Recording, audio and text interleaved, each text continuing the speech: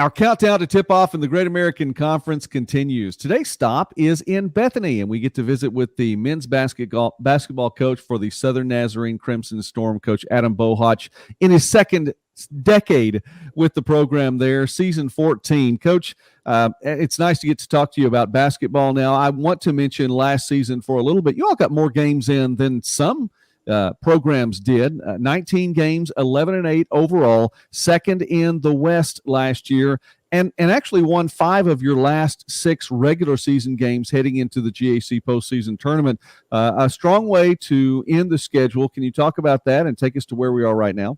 Sure.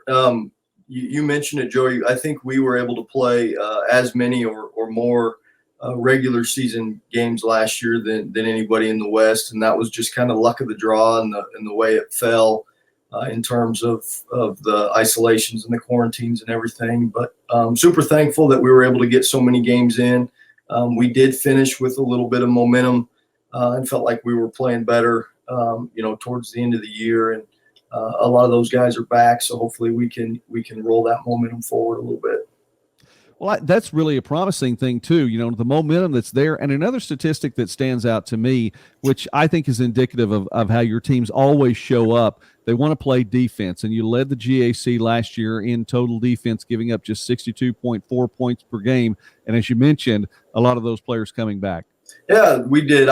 We did some things, okay defensively last year. I think overall the defensive numbers were better across the league, or maybe you could say the offensive numbers weren't as strong, and some of that is just with playing people so often. It just turned into a grind, and I think the possessions got real low as the season went along. So I'm not sure what those numbers mean. I do know we have to be much better on the offensive end of the floor, moving forward.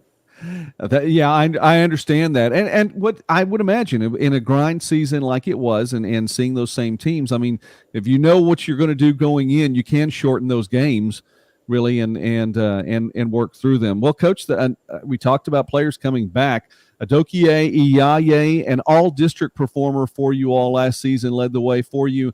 Second in the GAC in scoring, 17 points a game. Manny Dixon as well, second for you in scoring as well as rebounding, putting up 14.5 points a game. So you do have some strong offense coming back, and I'm sure that's a positive then, as you were talking about, need to up the numbers then on your side of the scoreboard. Yeah, for sure. Both of those guys are much improved too. Joey Doak had a wonderful year last year. He hadn't played a lot of basketball for a while, just with he had been injured at UTSA before he transferred and hadn't played just a ton the year prior. And so I really felt like last year was getting rust off and things, and you can really see him more comfortable this year. Tremendous student, everything you want in one of your players. And so really expect big things out of Doak this year. And Manny has had a nice steady rise. He's gotten better each year he's been here. Did some really good things last year.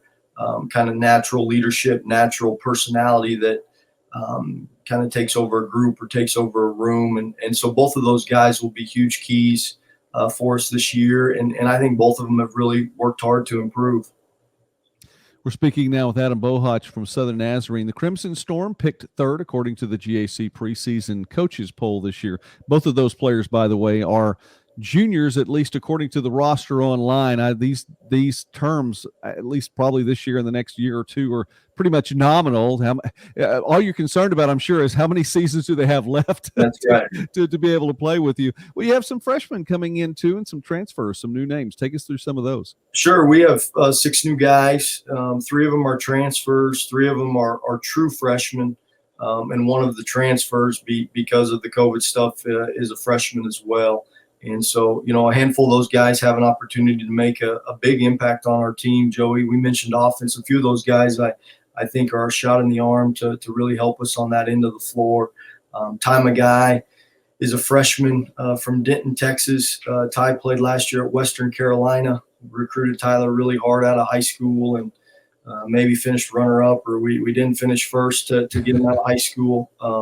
But excited he chose to transfer back here closer to home, and he's been terrific really loves to play, really knows how to play, and can really score the basketball.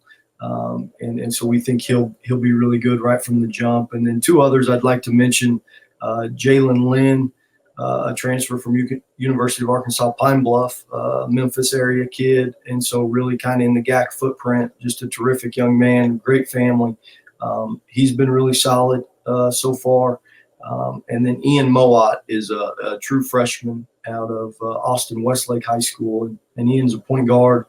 They lost to Duncanville in the state championship game, so he's played in some big games and big moments, and really plays with a little bit of a swagger and a poise that you can tell he's been well coached and has played in big games.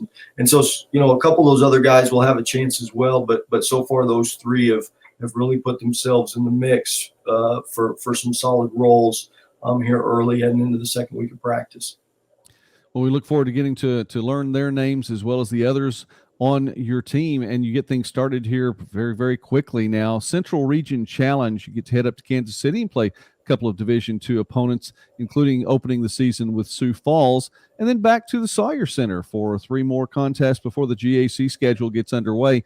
It's a different kind of a grind this year. Of course, 22 game schedule is always going to be a little bit of a grind, but you're going to get to see those other schools in the conference this season. Yeah, it's good to be back to that type of schedule. I think you look around the league, and boy, there's some really good non-conference schedules that our league put together, and I think that's why you continue to see our league advance and improve. And boy, it's tough, Joey. And a big reason we do it is to try to get prepared somehow for those 22 conference games. And so our non-conference schedule will be really good and hopefully have us ready. As you mentioned, we didn't get to see any of those Arkansas teams last year, but I know they're always, really strong. Southern Ark in particular and Henderson State both return a bunch. And so we expect that side to be really good as always. And, Coach, I agree with you. The league just continues to get stronger. When we last left the playoff picture, when there was 4 teams from the men's basketball side from the Great American Conference were heading to the playoff, including your program as well. Coach, thank you so much for taking time with us today. Again, the Southern Nazarene Crimson Storm picked 3rd according to the preseason coaches poll, and we'll see how that all plays out. Coach Adam Bowhatch with Southern Nazarene, thank you for being with us as we count down to tip-off in the GAC. Thank you, Joey.